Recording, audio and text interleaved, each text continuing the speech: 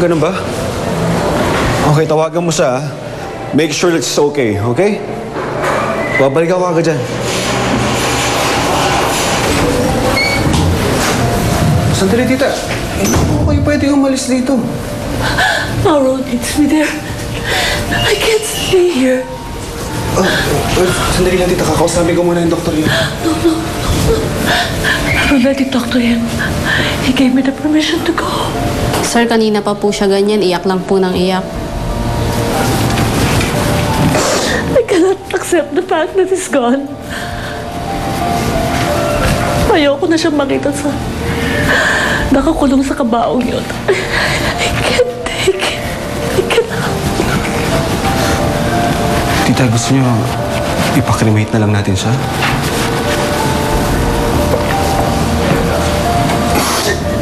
Please. I just want to remember him. Nasa Cebu siya. Nasa Mexico. Or somewhere else. But not dead. Please. Please. It's okay, I understand. Alam ko kung gaano kasakit. I'm really sorry.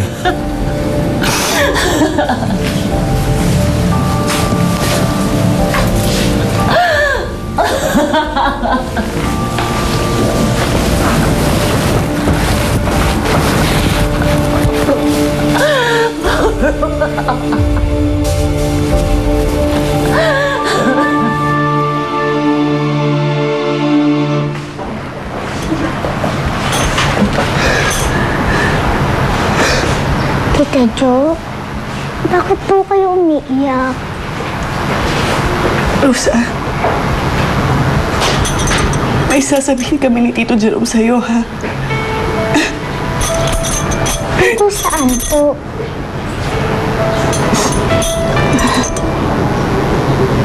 Roseanne, simula ngayon, dito ka natitira sa amin, ha? Hindi ka na uuwi kay Remy. Po? Bakit po? Kasi gusto niya, dito ka na lang. Pero bakit po?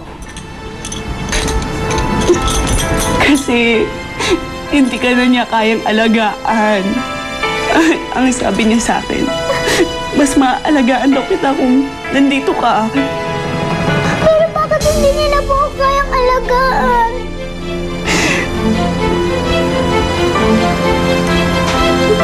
Dahil ayaw na niya sa'yo.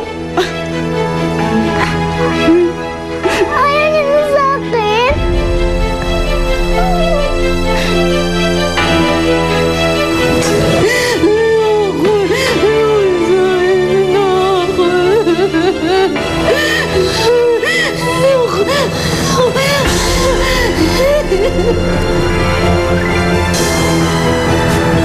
Ma'am, Remy?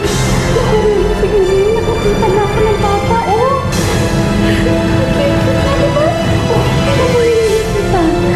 ma'am, sino ang mga magulang ng bata? Hindi importante yun. Ang importante, akin na siya. Hindi na ako at nanay na ako. Ano na gawin niyo? O, tignan mo. Wala nga po.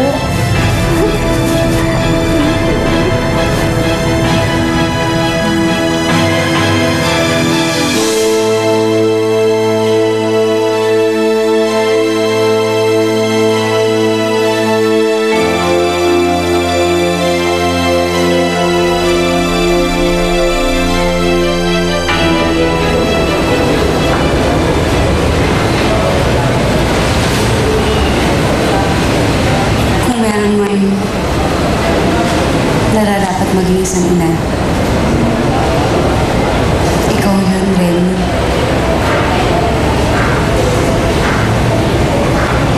Kaya huwag kang magsasawa sa pag-aalaga at pagmamahal kay Roseanne.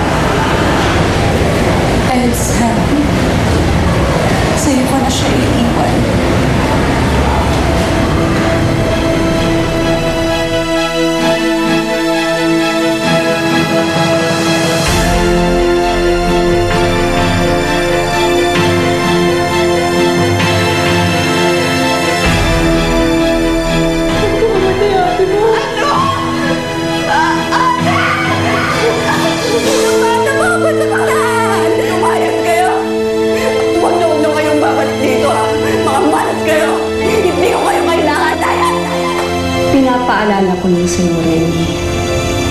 ko na ang responsibilidad ngayon.